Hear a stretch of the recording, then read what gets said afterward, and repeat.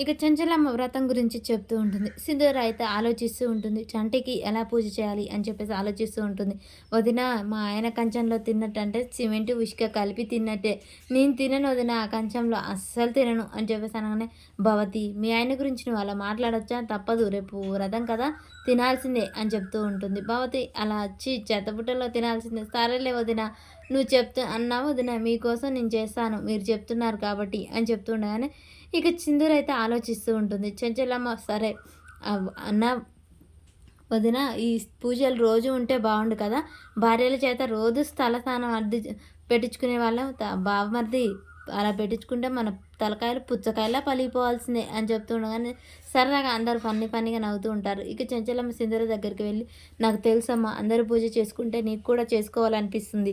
నువ్వు బాధపడుతున్నావని నాకు తెలుసు. కానీ మళ్ళీ సంవత్సరం కల్లి నువ్వు కూడా దగ్గరుండి ఈ పూజలన్నీ చేయించుకుంటావు.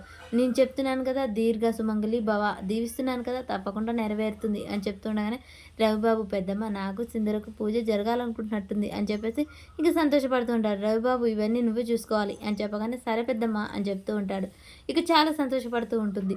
ఈలోపే కేశవ చక్రాన్ని పిలిచి ఈ సమానంతా తీసుకురా అని చెప్తూ ఉంటాడు. సరే అయ్యగారు అని చెప్తూ వెళ్ళగానే సింధూర చక్రం బాబాయ్ ఆగు అంటే ఏంటమ్మా బాబాయ్ నాకు కూడా చంటికి పూజ చేయాలని ఉంది కాబట్టి నాకు కూడా విడిగా పూజ సామాగ్రి తే బాబాయ్ అనగానే అలా ఎలామ్మా ఎవరికి తెలియకుండా ఎలా చేస్తావు అయినా నువ్వు చేయకూడదని చెప్పింది కదా చెంచలమ్మ గారు అని చెప్పగానే నా మెడలో తాళి ఉన్న విషయం తెలియక అలా ఉంది కానీ తెలుస్తూ చేయిస్తుంది అనగానే రవిబాబు వచ్చి వీళ్ళ మాటలు వింటూ ఉంటారు. పర్వాలేదు బాబాయ్ నేను ఎలాగైనా చేయాలి నాకు విడిగా పూజ సామాగ్రి తే బాబాయ్ అని చెప్తూ ఉండగానే రవిబాబు వింటూ ఉంటాడు. బాబాయ్ ప్లీజ్ నా కోసం చేయి బాబాయ్.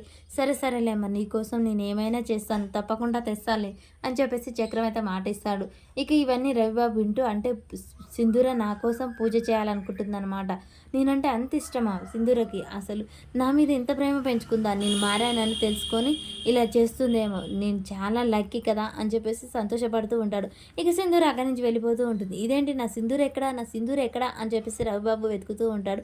మరి రవిబాబు ఇలాగే భ్రమపడి ఇక సింధూర పెళ్లి చేసుకోవాలని కోరుకుంటాడా?